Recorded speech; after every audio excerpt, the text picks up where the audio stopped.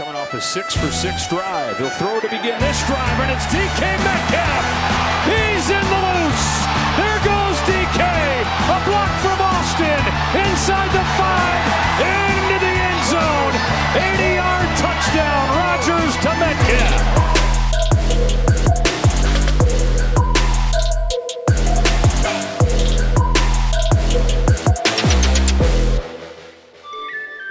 Welcome back to 5-Star Matchup, and I won't lie to you. The opportunity to drink Guinness at 9:30 a.m. Eastern Time has enabled me to, let's say, lean in on what ended up being a spectacular football Sunday with just a little bit of drama at the end for good measure. Grab a seat, pour a pint, and tuck in.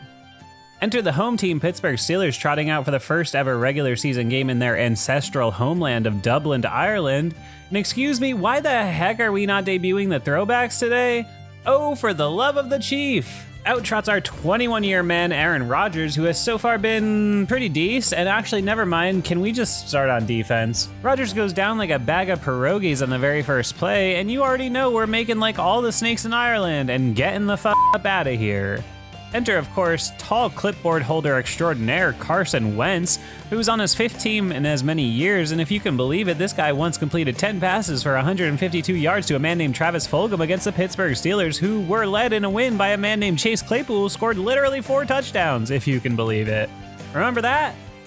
Where was I? Vikings get it moving with a little run-in and a little gun-in, but on the 2nd and 4, Jordan Mason coughs it up, and Jalen Ramsey could go all the wait a minute, it's never a good sign when the old Zebras are coming in to shut a party down, and here they completely suck the air out of Croke Park, as Mason apparently touches the ball while out of bounds, somehow magically retaining possession.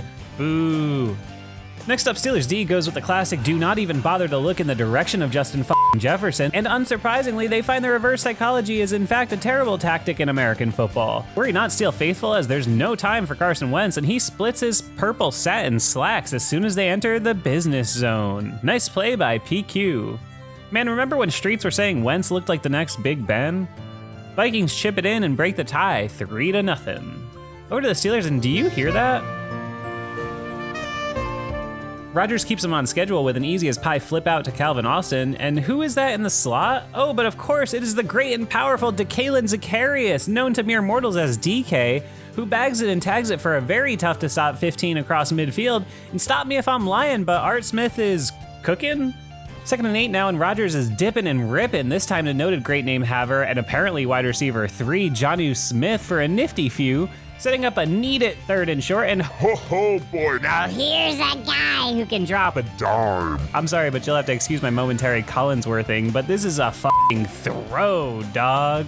1st and 10 here, and new rule. If you have a literal giant covered by someone who's not literally a giant, chuck it up to him. Rodgers slips this one to Kenny G, who gets a few but can't quite. Wait, I'm serious, do you guys hear that? What the fuck is that? Slobber up that reed and toot your horn, cause it's Kenny G tumbling into the purple end zone for the first ever touchdown scored in Ireland. And wait a second, why in the fuck is there a Vikings end zone? Is this not a home game? Steelers in front 7-3. Slanche to that, Byron Murphy. Back to Carson Wentz, and why not lens him chuck it up for one of his 3 great receivers who will obviously snag it for a huge gainer, and we head mildly drunkenly into the 2nd quarter. Beautiful run fit here by Peyton, who's weight, and great bounce back by the 2nd-year man today, more on him later. And on 3rd and long, you better not get beat by Carson Wentz, and somebody better get Mulder and Scully out here, cause it's Area 51 taking down Carson like he was a corned beef, and it's right back over to the Steelers' simmering offense. Start this off at the 20, and he could go all the way. You are not catching that, man. Decalen Zacharias, Mr. Metcalf, if you're nasty, posts up and snags a tight window laser from professional quarterback Aaron Rodgers and houses it for the longest touchdown of the year so far. Just a tremendous pitch, catch, and sprint after the fact. Steelers stretch it to 11. Is this run defense? Is this tackling the catch? Is this Adam Thielen just casually waiting at the sticks like it's 2014? 1st and 10 here, Wentz scrambles but can hardly escape the pocket before he's canned by the infamous Eater of Worlds, but a couple plays later, it's 4th and 9 inches, and oops. Steelers rat out and take the cheese, leaving Mason all alone to skitter for the first, keeping the Vikes in business. A couple plays later, though, it's another great run stop, this time by double deuce Juan Thornhill. And on 3rd and 8, Wentz, and I don't think he meant to do that. He chucks a brutal interception to the returning Deshaun Elliott, and I don't want to freak you out, but I do think it's becoming apparent that the Steelers offense might be falling into place. Steelers toss it back to Kenny, who always seems to gain well, and tick, tick, tick, visions of a pre-halftime score are dancing in our heads. Brunson-esque flop by Ben Sco here draws a free 15, and hey, I get it, but also, don't give him the chance. Steelers facing another 3rd and 9, and Josh Allen, who? Aaron Rodgers does his best to turn back the clock as he ducks, dodges, and scampers for a first. It does happen to get stripped, but we'll just ignore that since Big Broad scooped it up and was looking to score. Steelers in business again. Nobody dials the heat up like Flores, though, and here he gets the best of the Steelers' young O-line again, but in fairness, it's the last sack of the day, and we're forced to trot out Boz for a chip shot field goal, making it 17 to Muth. Are you fucking kidding me? I'm sorry, was the play just not interesting to you? Pat Freiermuth is asleep at the wheel as he makes no effort whatsoever to block the man running directly past him. And why is he there anyway? Boz's otherwise perfect season is ruined, and the Vikings are set up with an unnecessary chance to close the gap before half. Because of course they do. Carson hits one underneath that goes for a bunch. Tack on the old personal foul 15, and the Vikings are basically already at midfield. Steelers continue to forget that Justin Jefferson plays for the Vikings. I mean, in all seriousness, what are we doing? How can there ever be a scenario where the best receiver in football is completely alone? And they're just lucky the Loch Ness Turf Monster did him a solid in honor of DMR. Vikes get nothing on the next two. Wentz tries his very best to turn it over on 3rd, and like many losers before them, the Vikings settle for a lowly field goal, which does not get blocked. Minnesota pulls closer, and Aaron kneels it out as we head in for orange slices and pretzel rods, with the score 14-6. While you're snacking, don't forget that $4 a month gets you access to our life-changing Discord, and if you're not in there, you're really missing out on some awesome discussion all day, every day. Patreon.com/5SMU. Do it now. We're back, and suddenly it's Peyton Wilson making plays all over the field. What a glorious tackle here for the sophomore backer, setting up a 3rd and forever, which Wentz couldn't convert if his life depended on it. And down he goes at the hands of the powerful law firm of Herbig and Benton. And I just want to remind everybody real quick that the reports of Keanu Benton's decline may have been greatly exaggerated. 3rd and medium, though, and that same Kenneth can't gain well, and it's back over to the purple people.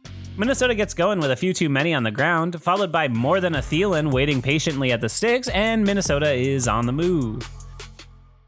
If there was ever a play that works against the Steelers defense almost every time, it's this. Wentz fakes it and lobs it back to Mason, who finds himself almost ridiculously lonely on his way near midfield.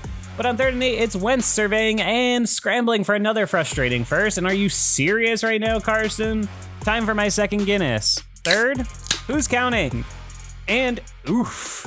Wentz gets crunched almost by Elliott, but in fact by the omnipresent Wilson, and coughs it up, but is again annoyingly snagged by the Vikings, who, like the Steelers last week, are getting all of the fumble luck in this one. Unfortunately for Carson, though, the luck of the Irish is smiling solely on the Steelers' sloppy but dynamic defense, and he gets crunched again by Keanu, setting up another 3rd and forever, which does not go well. But the comments were saying he was washed up. Trent Jordan Watt, the eater of worlds, fractures the very fabric of space-time to rip this one from the sky and gallop deep into Vikings territory. And I don't know if the Steelers' defense is good, bad, terrible, or great, but they sure do make shit happen. Kenny G grabs another few, and is he stealing Warren's job? The sax plays as Kenny G jukes and dances his way through traffic all the way down to the 1, and on 1st and goal, you know I'm tooting my horn as Kenny tumbles in for the game-breaking score. Or at least it should be. Steelers jump out to a 21-6 lead, for now. Back to the Vikings, and Wentz continues to do his best to turn it over, but he's too busy going down like a bushel of potatoes, and it's right back to the Steelers' humming offense with a chance to twist the screws. Is that Caleb Johnson with a nice run? All right, kid, we're going clean slate here, but if I see him back on kick return, I swear to St. Patrick. Into the 4th and final stanza now, and it's Aaron getting it started with a quick dish to DK, who finally got moved around the field today and treated like, the star player that he's being paid to be, and it paid dividends for Art Smith's boys.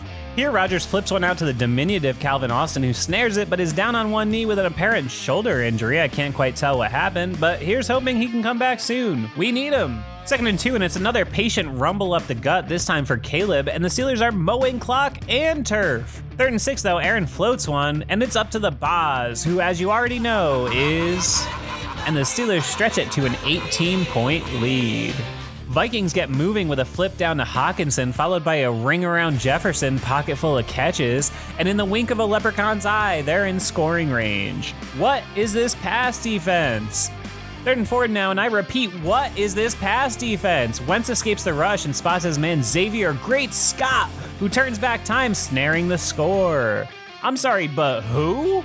How exactly is the Steelers defense called in such a way that a number 36 is wide open behind Jalen Ramsey?